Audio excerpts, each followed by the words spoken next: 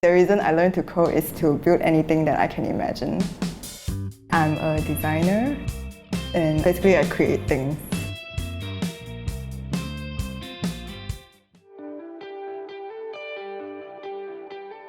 When I work with developers in the past, they will say there's a lot of limitations on the designs that we've designed, and so they will tell us this cannot do, that cannot do. Before this, I went through the syntax for some of the languages online. After I learned all the other online resources for coding or programming, I still can't really build anything with the knowledge I know. So that's why I'm here. With the knowledge I have right now, I can make my website usable for other people.